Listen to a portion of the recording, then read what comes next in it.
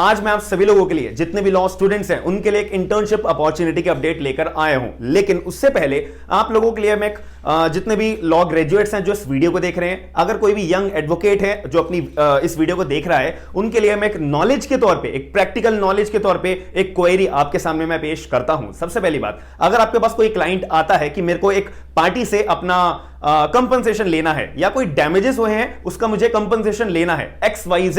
अब यहां पे जो पार्टी है वो मान लेते कोई अथॉरिटी है, तो इस पर्टिकुलर सिचुएशन में आपको अपने क्लाइंट को रिलीफ दिलाना है, तो आप केस कहां फाइल करोगे? अपने पर्टिकुलर डिस्ट्रिक्ट कोर्ट के अंदर, यानी कि सिविल कोर्ट के अंदर, या फिर कोई अदर अथॉरिटी के अंदर। अब मेरा क्वेश्चन ये आता है आप लोगों के लिए, आप लोग मुझे कमेंट बॉक्स के अंदर बताइएगा कि अगर कोई भी सिविल केस होता है तो क्या सारे के सारे सिविल केस कंपनसेशन के रिगार्डिंग या XYZ कोई भी अदर रिलीफ के रिगार्डिंग क्या हमारे सिविल कोर्ट में ही डलते हैं या नहीं? आप इसका जवाब मुझे कमेंट बॉक्स के अंदर बताइएगा। दूसरी बात, मैं इसका जवाब जो है वीडियो के एंड में पूरा का पूरा आपको इंटर्नशिप अपॉर्चुनिटी की अपडेट बताने के बाद दे दूंगा। तो हम वीडियो को स्टार्ट करते हैं। मेरा नाम है आयुष, आप देख रहे हैं स्मार्ट एंड लीगल गाइडेंस।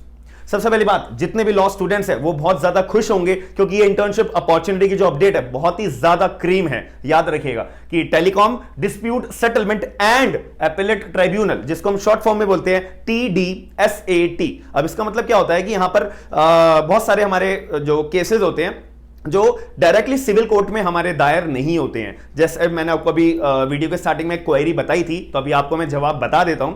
अब इसके अंदर यहां पे एक सॉल्यूशन ये होता है कि आपने अगर section number 9 of code of civil procedure 1908 अगर पढ़ा है, तो वहां पर लिखा है कि भाई जो सिविल कोर्ट है ना, वो केवल उन्हीं मुद्दों को सुनता है जो सिविल नेचर के होते हैं। अब यहां पर सारे केस तो है सिविल नेचर के हो नहीं सकते। अब यहां पर जो है, जब telecom dispute settlement and appellate tribunal है, यानी कि अगर आप टेलीकॉम सेक्टर की मैं बात करता हूं, यानी कि आपने अपने मोबाइल में कोई भी टेलीकॉम से रिगार्डिंग कोई भी अपना इंस्ट्रूमेंट लगा रखा है, जो आपको सर्विस प्रोवाइडर आपको सर्विस प्रोवाइड करा रहा है। अब यहां पर कोई भी दिक्कत आ जाती है, आपको सर्विस प्रोवाइड कराने की वजह से कोई इशू आता है, अब आप कहां पे जाओगे? सिविल कोर्ट में जाओगे? नहीं, आप जाओगे TDSAT के ट्राइब्यूनल के अंदर कि भाई साहब जज साहब, मेरा जो है यहाँ पे टेलीकॉम सेक्टर के रिगार्डिंग मेरे को सर्विस प्रोवाइडर के तौर पे मेरे को कंपनसेशन लेना है, तो मैं इसलिए आपके पास आया हूं क्योंकि ये जो केस है मेरा सिविल नेचर का नहीं है, इसीलिए ये केस सिविल कोर्ट में नहीं डलेगा। ये आपका पर्टिकुलर टेलीकॉम सेक्टर का केस हुआ, ब्रॉडकास्टिंग का केस हुआ, इंफॉर्मेशन टेक्नोलॉजी का केस हुआ,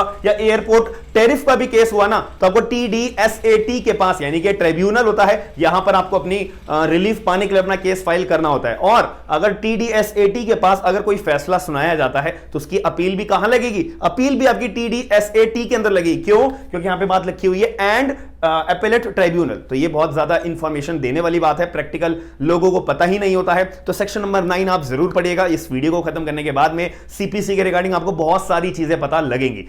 तो यहां पर एक छोटी सी अगर इंफॉर्मेशन दे दूं, एयरपोर्ट टैरिफ जो होता है ना, यहां पर भी आपका जो अपील डालने वाला केसेस होते हैं ना, एयरपोर्ट टैरिफ के जितने भी मुद्दे होते हैं वो ओरिजिनल जुरिसडिक्शन के तौर पे TDSAT अपना सुनता नहीं है। एयरपोर्ट टैरिफ के जितने भी मुद्दे होते हैं ना, वो केवल अपीलेट वाले अगर मुद्दे हैं, अगर कोई भी कॉम्पिटेंट अथॉरिटी ने फैसला सुनाया, अब वो फैसला सुनाने के बाद पार्टी जो है खुश नहीं है, अपील जाएगी, तो अपील में जाने के लिए TDSAT के पास आना पड़ेगा। याद रखिएगा, बाकी सारे मुद्दों में ओरिजिनल जुरिसडिक्शन TDSAT अपने पास रखता है। बहुत इंपॉर्टेंट इंफॉर्मेशन मैंने दी है, आप लोगों को समझ में आई होगी, तो आप मुझे कमेंट बॉक्स के अंदर अपना रिव्यू जरूर दीजिएगा।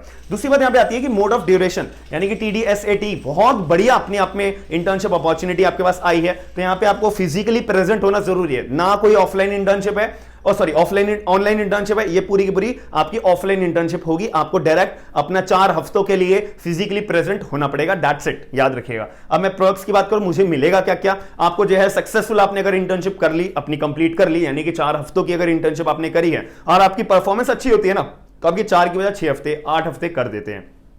तो पूरी इंटर्नशिप आपने कंप्लीट करने के बाद तो आपको सर्टिफिकेट मिलता है। आपकी सक्सेसफुल कंप्लीट होने के बाद में कोई स्टाइपेंड नहीं मिलता, कोई भी रहने वहने का खर्चा आपको नहीं दिया जाता है, याद रखें। और ये दिल्ली में, याद रखना TDSAT ये दिल्ली के अंदर स्थित है, तो दिल्ली के अंदर आपको इंटर्नशिप होगी। अब यहाँ पे एलिजिबिलिटी की बात कर लेते हैं। सारे लोग यहाँ पे एलिजिबल है। देखो मैं सीधी क्रक्स की आपको बात बताऊं, सभी लोग एलिजिबल है कि अगर आप 5 ईयर वाली लॉ कर रहे हो ना, BA LLB, BB LLB, BCom LLB, XYZ 5 साल वाली जो होती है, वहां पे अगर आप 3rd ईयर के अंदर आ गए हो, हालांकि आप अगर 2nd ईयर में भी हो तो आप अप्लाई कर सकते हो, बट यहाँ पे मोस्ट प्रोबेबली लिखा हुआ है कि अगर थर्ड ईयर का कोई लॉ स्टूडेंट होगा तो वो एलिजिबल होगा। और अगर आप 3 साल वाली एलएलबी कर रहे हो, फर्स्ट ईयर में हो ना, जस्ट अभी आए हो, आप अप्लाई कर सकते हो, दैट्स इट, याद रखिएगा।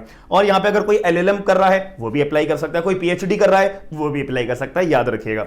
और यहाँ पे बात करिए कि आपको जब अप्लाई कर रहे हो ना, तो याद रखना कि अपने रिज्यूम के अंदर आपको अपना रिज्यूम भी बनाना पड़ेगा। तो ये कॉमन सेंस की बात है, थोड़ा सा आप स्मार्ट खेलोगे तो यहाँ पे बोला है कि भाई देखो, किसी भी बच्चे को कोई 5 साल वाली एलएलबी का अगर उसको साइबर लॉ, आईटी लॉ या टेक्नोलॉजी लॉ की नॉलेज है ना, हम उसको प्रेफरेंस ज्यादा देंगे। तो कॉमन सेंस से आप बताओ ना कि अपने रिज्यूम के अंदर आप इसके बारे में भी थोड़ा सा इंफॉर्मेशन बताइएगा कि आपने यहाँ पे कोई कोर्स कर रखा है या आपको पर्टिकुलर आपके एरिया ऑफ इंटरेस्ट में, आपके एलएलबी में या 3 साल वाली एलएलबी में ये सब्जेक्ट आ चुका है, आप अभी पढ़ रहे हो या पढ़ना चाहते हो, या फिर आपका इंटरेस्ट है, अभी आपने पढ़ा नहीं है, इसके रिगार्डिंग में अपने रिज्यूम में एक कॉलम में डाल देना ना। उससे क्या है, आपका इंप्रेशन बढ़ता है कि यार ये बच्चे ने हमारा पूरे का पूरे नोटिफिकेशन अच्छे से पढ़ी है और हमारी रिक्वायरमेंट ही ये थी, cyber law, IT law, technology law, और इसने ही उसी एरिया ऑफ इंटरेस्ट के बारे में अपना इंटरेस्ट जगाया है। तो ये कॉमन सेंस वाली बात है, थोड़ा सा स्मार्ट यहाँ पे खेलना पड़ता है इंटर्नशिप में अपना सिलेक्शन लेने के लिए। तो यहां पर आपको अप्लाई कैसे करना है, बस शॉर्ट सीवी, 1 पेज का सीवी बनाना। शॉर्ट सीवी का मतलब होता है 1 पेज, और अगर कोई बोलता है कि प्रॉपर सीवी होना चाहिए तो वो 2 पेज कैटेगराइज कराया जाता है। ये भी थोड़ा सा आपको स्मार्ट सोचना पड़ता है। शॉर्ट सीवी का मतलब बस 1 पेज में आपको सारी डिटेल्स अपनी लिखनी है कि आपका नाम क्या है, आपका क्वालिफिकेशन क्या है, और आपने कोई कोर्स वगैरह करा है, या फिर आपका एरिया ऑफ इंटरेस्ट क्या है। उसके अंदर मैंने आपको बोला साइबर लॉ, आईटी लॉ या टेक्नोलॉजी लॉ के अंदर आप अपनी इंफॉर्मेशन दे दीजिएगा। अब यहां पे एक कवर लेटर भी होता है। कवर लेटर के अंदर आपको एक पूरा ब्रीफ तौर पे बताना पड़ता है कि भाई देखो, मैं साइबर लॉ के बारे में जानना चाहता हूं, पढ़ना चाहता हूं, और इसी वजह से मेरे को TDSAT मेरे बढ़िया प्लेटफॉर्म है, और इसीलिए मैं ये TDSAT के अंदर as an law student internship join करना चाहता हूं 4 वीक्स के तौर पे। तो ये आपको अपना इंटरेस्ट डिस्क्राइब करना पड़ता है। कवर लेटर, 1 पेज के कवर लेटर बनाना अपना मोर देन इनफ होगा। तो आपको सीवी और अपना कवर लेटर, बस ये 2 चीजें PDF फॉर्मेट में आपको भेज देनी है internship.tdsat@gmail.com के ऊपर।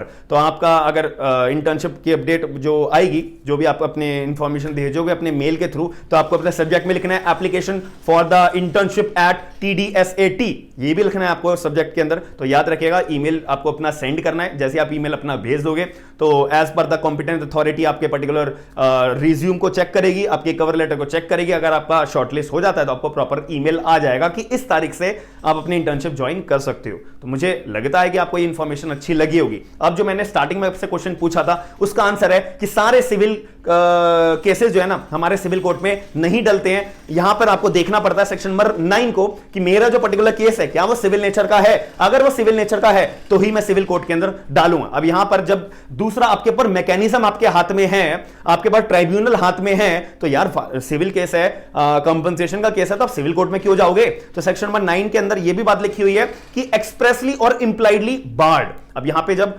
TDSAT आपके ऊपर ट्राइब्यूनल बना दिया तो सिविल कोर्ट तो वैसे ही बाहर हो गया ना। तो इसीलिए जितने भी आपका कंपनसेशन, जैसे सर्विस प्रोवाइडर इंटरनेट वाला है, आपको उससे कंपनसेशन लेना है तो TDSAT के पास जाओगे, या सर्विस प्रोवाइडर को कोई केस डालना है TDSAT के पास जाएगा, और अगर कोई कंज्यूमर को केस डालना है TDSAT के पास जाएगा, ब्रॉडकास्टिंग का कोई मुद्दा है TDSAT के पास जाएगा, डायरेक्ट सिविल कोर्ट में नहीं जाएंगे। तो सिविल कोर्ट के पास वैसे इतने सारे मुद्दे होते हैं, इसीलिए ट्राइब्यूनल बनाए जाते हैं। एक तो बर्डन जो होता है सिविल कोर्ट के ऊपर वो कम करने के लिए, और दूसरा कॉम्पिटेंट अथॉरिटी को बना के वहां पे केस डील करे जाते हैं। सेक्शन नंबर 9 ऑफ CPC इतनी सी बात करता है, याद रखिएगा। तो मैं आशा करता हूं कि आपको ये वीडियो इंफॉर्मेटिव लगी होगी, और अगर आपको ऐसी डेली अपडेट्स जाननी होती है तो आपको क्या करना है, चैनल को सब्सक्राइब करना है, और मेरे को मोटिवेशन के तौर पे एक आपका रिकमेंडेशन के तौर पे, आपका रिव्यू के तौर पे वीडियो को लाइक या डिसलाइक करके आप मुझे अपना रिव्यू जरूर दीजिएगा। और ऐसी मैं डेली अपडेट्स आपके लिए लाता रहूंगा। हम मिलते हैं नेक्स्ट वीडियो के अंदर। थैंक यू, धन्यवाद।